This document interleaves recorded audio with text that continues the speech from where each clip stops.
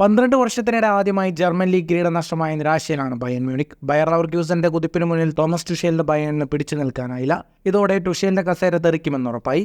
Champions league സെമിയിൽ റയലിനെ തോൽപ്പിച്ച് ഫൈനലിലേക്ക് മുന്നേറുകയും യൂറോപ്യൻ കിരീടം നേടുകയും ചെയ്താലും ടുഷേലിന്റെ സ്ഥാനം സുരക്ഷിതമല്ലെന്നാണ് ജർമ്മൻ മാധ്യമങ്ങൾ റിപ്പോർട്ട് ചെയ്യുന്നത്. ഇതുകൊണ്ട് തന്നെ പുതിയൊരു പരിശീലകനായി ബയൺ അന്വേഷണം തുടങ്ങിയിട്ടുണ്ട്. സാബി അലോൺസയെ സമീപിച്ചെങ്കിലും അനുകൂല മറുപടി കിട്ടിയില്ല. മുൻ കോച്ച് ജൂലിയൻ നഗേൽസ്മാനും ബയണിന്റെ ഓഫർ നിരസിച്ചു. ഇതോടെ മാഞ്ചസ്റ്റർ യുണൈറ്റഡിന്റെ എറിക് ടെൻ ഹാഗിനെ നോട്ടമിട്ടിരിക്കുകയാണ് ജർമ്മൻ വമ്പന്മാർ. BBC ആണ് ഇക്കാര്യം റിപ്പോർട്ട് ചെയ്തിരിക്കുന്നത്. ലപറ്റോഗി, ബെൻഫിക്കയുടെ റോജർ ഷിമിഡ്, ബ്രൈറ്റന്റെ റോബർട്ടോ ഡി സെർബി എന്നിവരും ബയണിന്റെ പരിഗണനയിലുണ്ട്. ടെൻ ഹാഗിനെ കിട്ടിയില്ലെങ്കിൽ മാത്രമേ ബയൺ മറ്റു പരിശീലകർക്കായി ശ്രമിക്കുകയുള്ളൂ. സീസണിൽ മാഞ്ചസ്റ്റർ യുണൈറ്റഡ് പ്രതീക്ഷിക്കൊത്ത പ്രകടനം നടത്താത്തതിനാൽ ടെൻ ഹാഗിനെ പ്രീമിയർ ലീഗ് ക്ലബ് പുറത്താക്കുമെന്നാണ് പ്രതീക്ഷിക്കുന്നത്.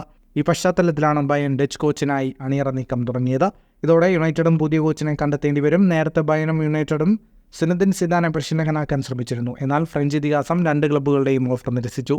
ഫുട്ബോൾ ലോകത്തെ കൂടുതൽ വാർത്തകൾക്കും വിശേഷങ്ങൾക്കുമായി സ്പോർട്സ് കഫേ പോൾ തന്നെ സബ്സ്ക്രൈബ് ചെയ്യുക.